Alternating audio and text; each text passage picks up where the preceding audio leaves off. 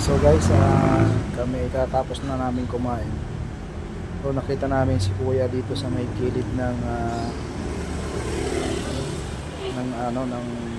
L3. Yan sa unahan niya.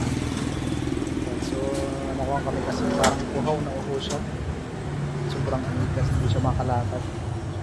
So naawa kami ng mga kasama namin habang kami ay nakapahinga dun sa may gilid ng sa gilid ng kalsada. Naawa naman kami magkasama kasi nga kita namin siya na init na. Yan, kaya nagdesisyon na ako na tabi siya dun sa may bangdang taas at hirapan siya maglakad. Sana naman may matubulok pa sa kanya.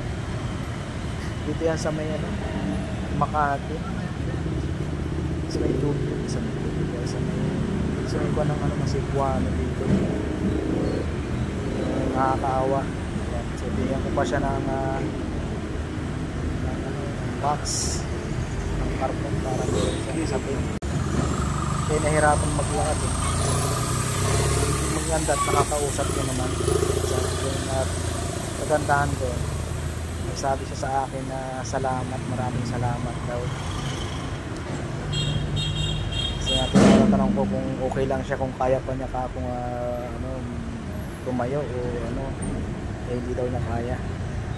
So maga yung kanyang paa at saka yung bandang hita, namaga, nagmamanas. So ito ay may sakit sa may pampasin sa kanya dito na may tumulan. Kawa.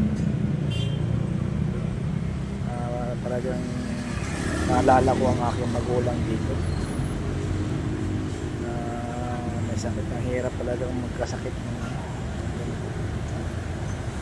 Maraming po salamat at sana grabe, nakakaawa si Kuya. May sakit si Kuya nasa initan.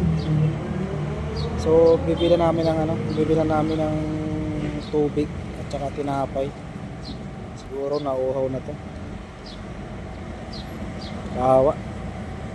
Dito siya ngayon sa Makati, malapit dito sa kinakainan namin sa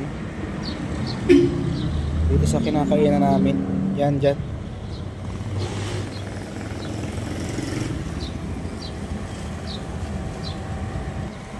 Ayan, so binigyan namin ng tubig tsaka pagkain. Si Gilbert, ayan, naawa din siya at kasi nga kita namin ng ahon. So marami siya, Gilbert. Siguro nauuhaw na. Shout out sa iyo.